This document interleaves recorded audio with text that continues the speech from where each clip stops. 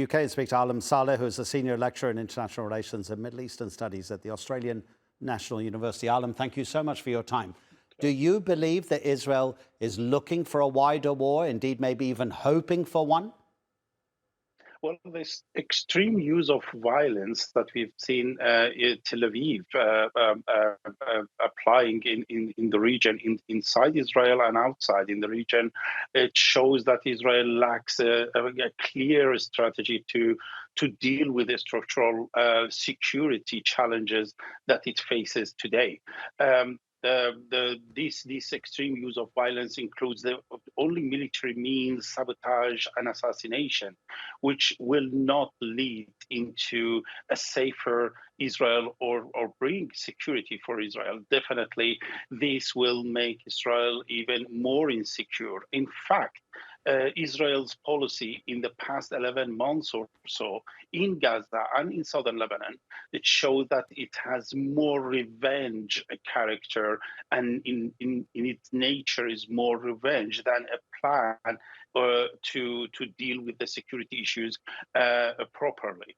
Therefore, what we see today in southern Lebanon, and of course what we have been seeing in Gaza, it shows that Israel only use of coercive means, it shows that it lacks any strategic plan to deal with the issues, if any. Of course, we haven't seen any kind of diplomatic attempts. Israel's issue are beyond these kind of groups around it, like the Houthis can reach Israel now. The Shia militia in Iraq, they can reach Israel and hit Israel, and of course Hezbollah with over 150,000 rockets and missiles are not going to be defeated only by exploding few pagers. Israel needs to answer those very important, serious questions that, okay, we have exploded these pagers, then what? Would that bring more security to Israel or not?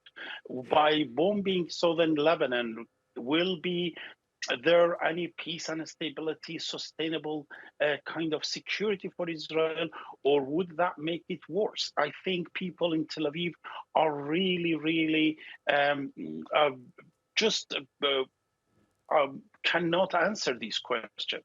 They cannot, because they only see the coercive means, military means to deal with the issues, and that is not the answer. Respecting international law, ending the occupation in Palestine, in Ramallah, in the West Bank, respecting the international law in terms of human rights. Israel has been named as an apartheid state. Israel is legally is an occupying force and a state. Israel is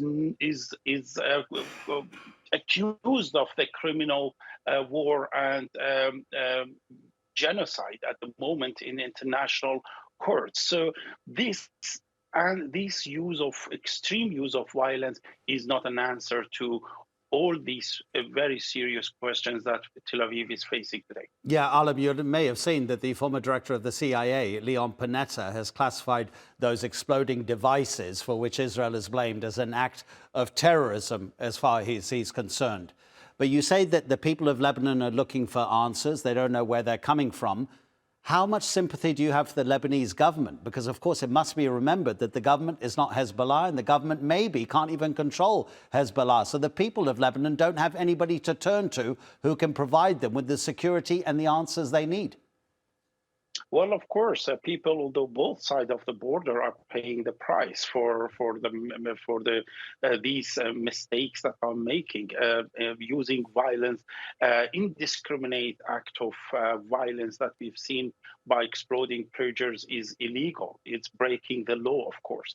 But the question or the problem is that Hezbollah is fighting an official state, Israel, but Israel is fighting a non-state actor, which is not responsive. It is not responsible to the international law and the UN.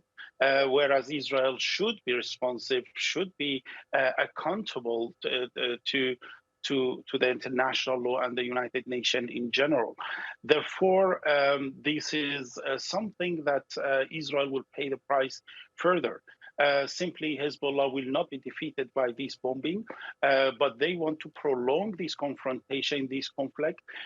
Israel will be frustrated in the long term. They cannot, as a state, to go into a war where and when every day and night they will be attacked by missiles from Yemen, from Iraq, from Lebanon. So the Hezbollah's strategy is to prolong the war and to frustrate Israel.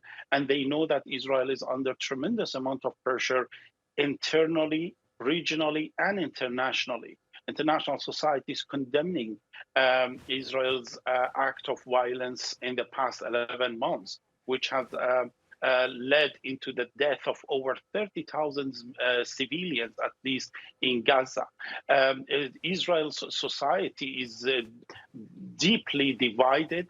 The fragmentation within the political system in Tel Aviv is evident. And of course, even is the division between Tel Aviv and Washington is becoming so clear at the moment by not approving Israel's attack in southern Lebanon.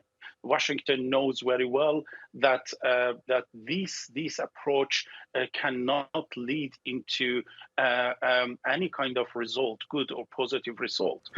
Americans, they have experienced it in Afghanistan. 20 years, after 20 years of spending over $1,000 billion, they've been defeated by Taliban. They have been defeated in Syria. They've been defeated in Iraq. They've been defeated in Yemen. And this approach only through coercive means will not lead to any good position or positive result for anyone in the region. Saleh, thank you so much for the analysis, sir.